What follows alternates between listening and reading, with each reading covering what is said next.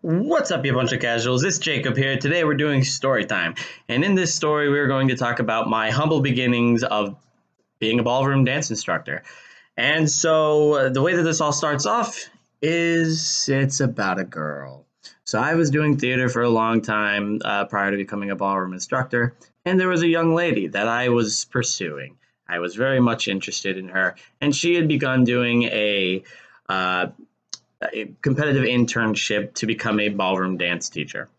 And so she kind of invited me to go along with it so that so that she could demonstrate that she was learning the figures and so that she could, learn faster. And I was interested in this for two reasons. One, I could build my resume as an actor. And second, I, uh, I was chasing tail. I was really interested in this young lady. So there's that.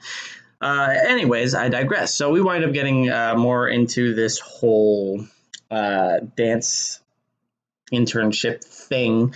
There's like four of us that are in it, like two couples, me and her, and then another couple. There was more apparently before I came in.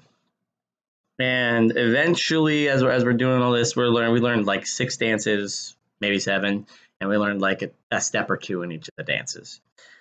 By the time we get to the end of it, that we were about a month in, uh, they've come to their decisions as to who they're going to hire and who they're not going to hire.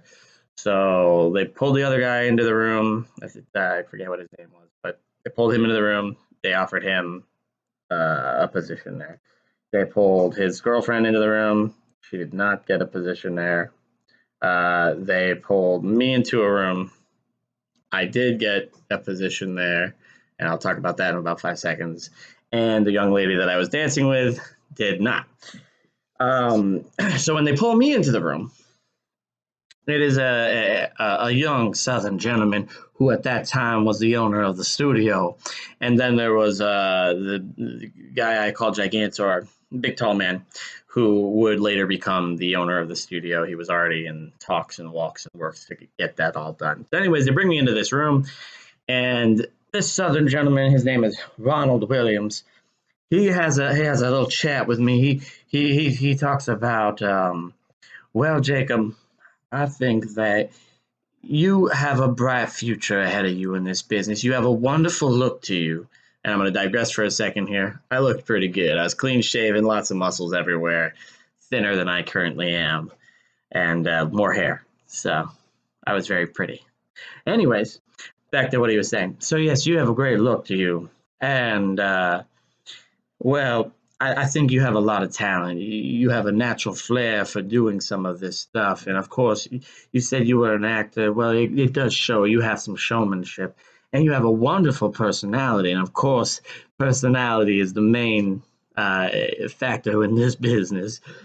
However, your waltz was the worst of everybody else's. It was terrible, honestly, and you're gonna have to work on that.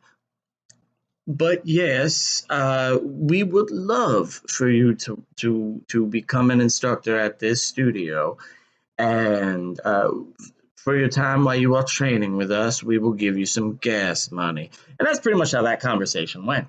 They gave me, like you said, some gas money. I was getting, I don't even remember, it was like 25 to 50 bucks, something like that for a while. Luckily, I had another job at the time. Until eventually they started to get me to do more, I don't know, clerical duties. I was putting people's information in books. I was calling people all the time. I was cleaning. I was setting up the studio. Um, no, that girl who I was trying to see at that time was not too overly bitter about not getting the job. Just like a little bitter, not a whole lot. Um, and anyways, we can back on track. So we are basically I'm just working at the studio as a sales associate. Every now and again, they would throw me like a new student to try to teach, and of course, I was dancing at the parties and I was participating in the group classes. But I wasn't really teaching too much in the beginning, and it took a while to really roll into that. One of the big things that actually got me started on teaching was they weren't really training me that much at the time. And a lot of the more experienced teachers that were there didn't really want to waste their time with me. At least in the beginning, um, uh, so I had to find some other avenue. Fortunately, the guy who was then owning the studio, big tall guy, Chris, he showed me that he was using this app. And that was what we were going to start using as our syllabus. It was Dance Vision, Dance Vision DaVita app on the cell phone. How you used to go about that. And before then, they used CDs. But yeah, I was just always looking at my phone, trying to learn all these new steps, all this technique, trying to listen in on all this information. And I just grinded that over and over and over again until eventually I felt competent enough to teach people, until I felt confident to teach the group classes, to actually dance with all the more experienced dancers at the party, and to actually sell myself as an instructor.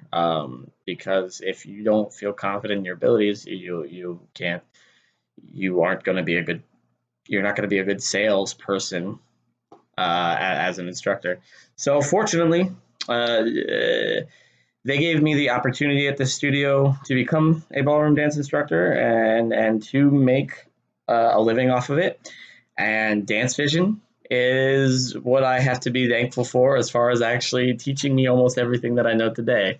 Of course, I've picked up some great teachers and got some tidbits from some of those same instructors I said didn't want to work with me in the beginning. Now they're far more friendly. But yeah, that's my humble beginnings.